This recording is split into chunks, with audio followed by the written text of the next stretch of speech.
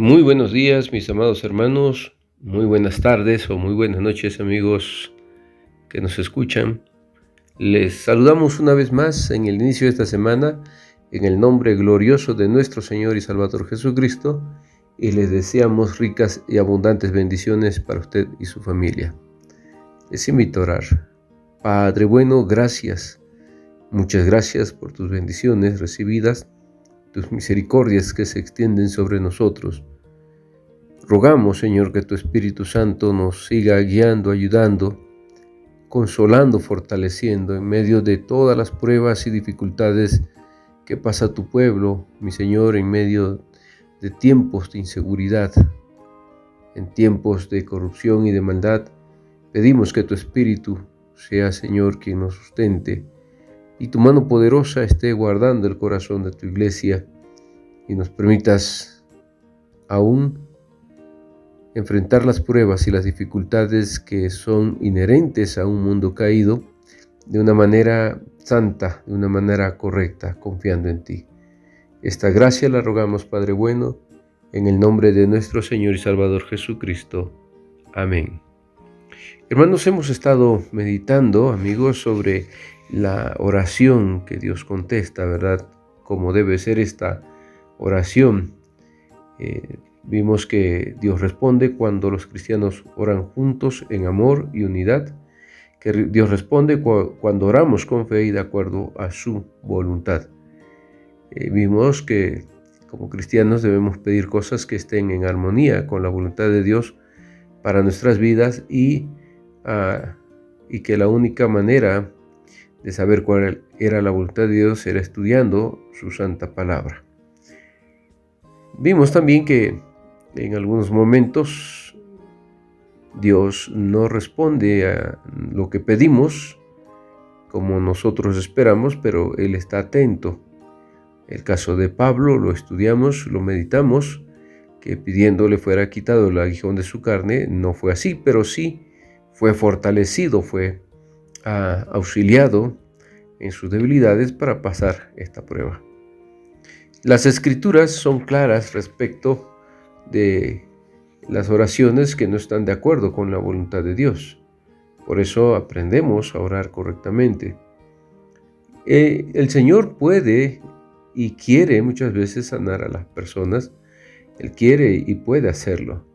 Entonces debemos orar con fe, creyendo que Él puede hacerlo, si así el Señor lo dispone en su soberana voluntad. En muchos casos sabemos que Dios lo hace. Hay muchos testimonios que podemos dar acerca de cómo Dios ha sanado a personas enfermas, aún en una situación terminal o desahuciados. Dios los ha levantado. Pero si no es así, como Pablo, debemos aceptar su respuesta y no culparnos unos a otros o culparnos a nosotros mismos o a los demás por falta de fe. Ignorar esta verdad a veces provoca que la gente acumule sentimientos de culpabilidad que resultan más devastadoras que la misma enfermedad física que se está pasando. Muchos predicadores de hoy en día que salen en el canal de enlace, gente que gusta de decir que tienen el don de sanidad y que hacen de esto a veces un espectáculo, manipulan a las personas y juegan muchas veces por desconocer la doctrina bíblica con los sentimientos de las personas. Hay personas que van a una campaña con fe, van a una campaña creyendo que es un espacio para poder ser sanados y sin embargo a veces no sucede así. Yo estuve en la Ciudad de México algunos años atrás.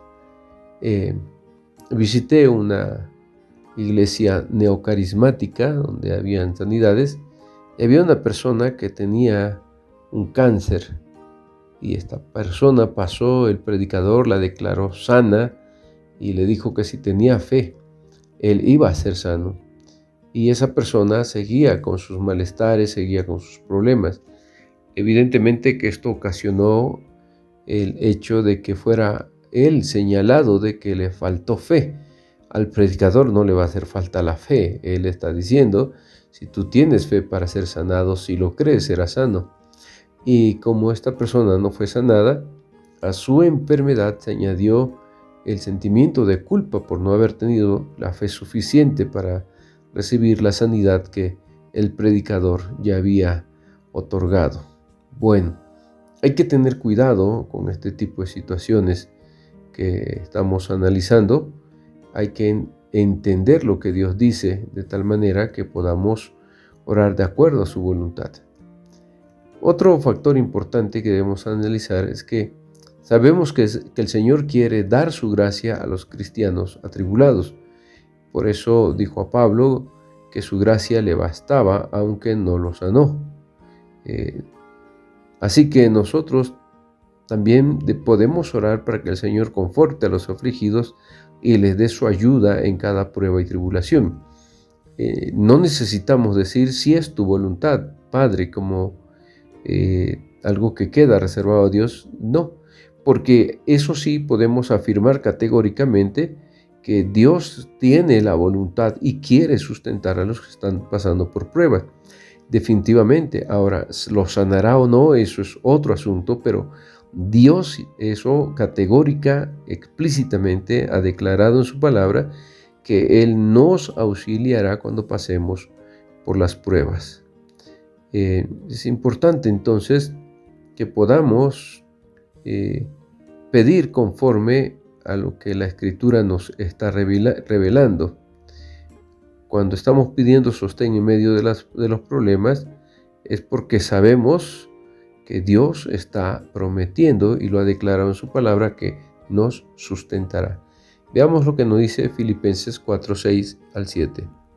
La Escritura dice: regocijaos en el Señor siempre, otra vez digo regocijaos. Vuestra gentileza sea conocida de todos los hombres, el Señor está cerca. Por nada estéis afanosos, sino sean conocidas vuestras peticiones delante de Dios en toda oración y ruego con acción de gracias.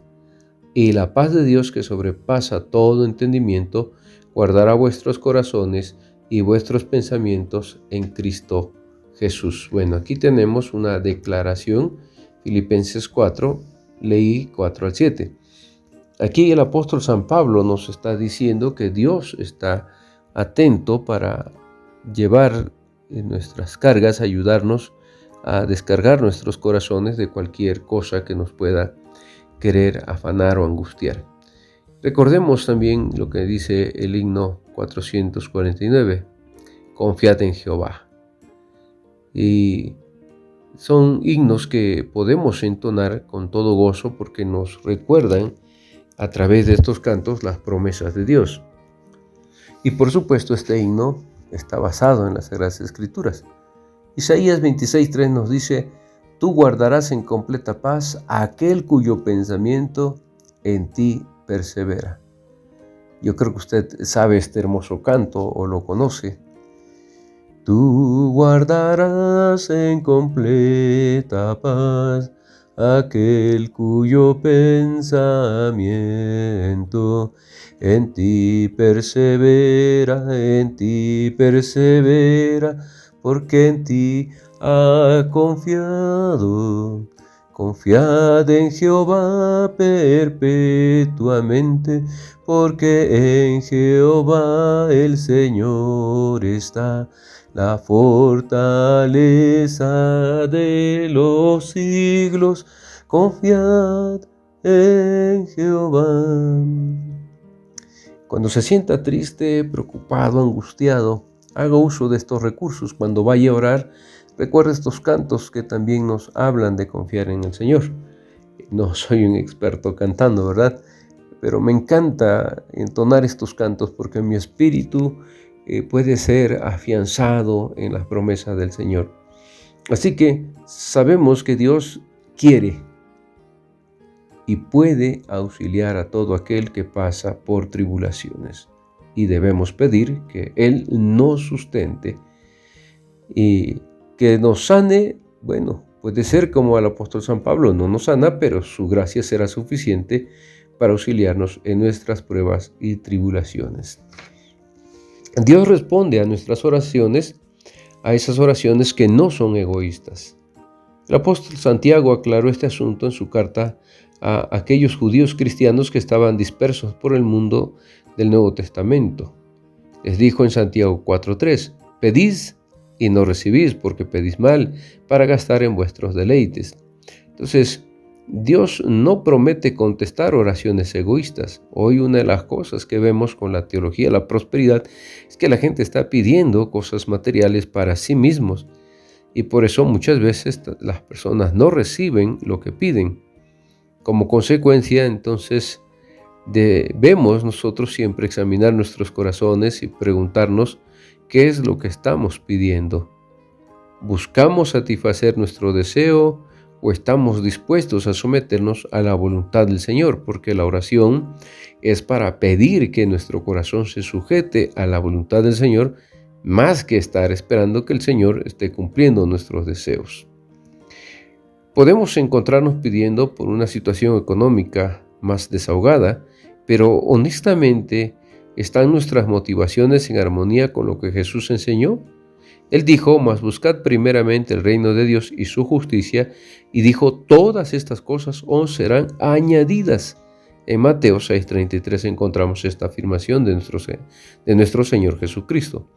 Así que esta es una cuestión muy profunda en la que debemos detenernos para pensar y meditar. Porque si no comprendemos esto, nuestras oraciones son oraciones erróneas, oraciones equivocadas, oraciones no sustentadas en la Escritura, mucho menos en la voluntad de Dios entonces. Recordemos que Dios no puede ser manipulado para dar respuestas superficiales. Él conoce nuestro corazón aún mejor que nosotros mismos. Para llegar al fondo de nuestras verdaderas intenciones, a veces permite que pase lo que nos parece a nosotros, desde nuestra perspectiva, como un largo periodo de tiempo para que lleguemos a conocernos a nosotros mismos. No debemos ser impacientes, pues esto demostraría nuestras motivaciones más profundas. Y hay varios aspectos que tenemos que considerar aquí.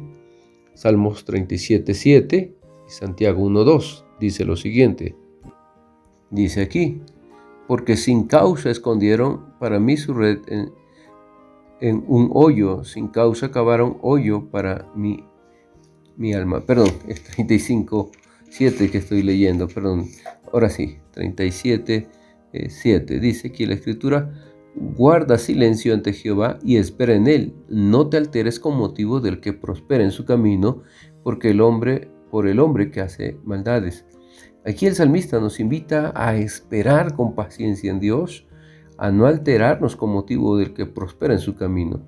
Es una invitación clara de la Escritura, ¿verdad? Él conoce las motivaciones más profundas de nuestras oraciones. Vamos a Santiago 1:2. Hermanos míos, tened por sumo gozo cuando os halléis en diversas pruebas.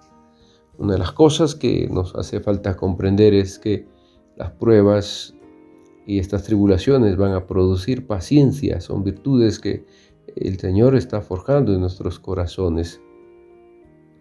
El Señor responde en maneras, ocasiones y tiempos especiales para que no se altere sus planes soberanos. La palabra de Dios ilustra que ha habido periodos en la historia en que Él ha actuado con señales y milagros portentosos para realizar sus decretos eternos. A veces ha sido en respuesta a la oración y otras sin necesidad de ella, porque es así. Sus decretos no serán impedidos ni obstaculizados por nadie. Y la carta a los hebreos cristianos nos ejemplifica esto. Después de recordarnos que Dios ha hablado en estos postreros días por medio de su Hijo, el escritor explica la forma en que el Señor convenció al mundo de lo que Jesucristo enseñaba era la verdad. Habiendo sido anunciada la salvación primeramente por el Señor, nos fue confirmada por los que oyeron, testificando Dios juntamente con ellos con señales y prodigios y diversos milagros y repartimientos del Espíritu Santo según su voluntad. Esto era lo que estaba sucediendo en la primera parte del libro de Hechos. En respuesta a la oración, el Altísimo, nuestro Dios se estaba revelando en forma extraña y poderosa, de la misma manera que lo había hecho para respaldar el mensaje de Jesucristo. Para muchos esto era algo novedoso o algo impactante, porque la palabra de Dios iba acompañada de hechos poderosos que autentificaban la verdad de esta palabra. Así que Dios nos ha prometido acompañarnos, sustentarnos, guiarnos, y Él respalda la predicación de su pueblo, pero no ha prometido que siempre, en todos los siglos, va a confirmar su palabra de esta forma, con los milagros. Lo que sucede aquí es que en el libro de Hechos encontramos un periodo histórico donde Dios confirmaba su veracidad del evangelio, este evangelio que se predicaba a través de estos milagros. Hoy son distintos los tiempos. Seguimos orando, seguimos clamando y predicando el evangelio, pero Dios sigue actuando de la misma manera poderosa internamente en el corazón. Hoy tal vez ya no estamos viendo estos milagros como en la iglesia primitiva, pero sí vemos corazones y vidas regeneradas. Así que seguimos orando por la salvación y por la predicación con denuedo del Evangelio de Jesucristo. Amigos, hermanos, hasta aquí la reflexión de hoy. El Señor les bendiga en gran manera. Si el Señor lo permite, mañana continuamos con nuestras reflexiones.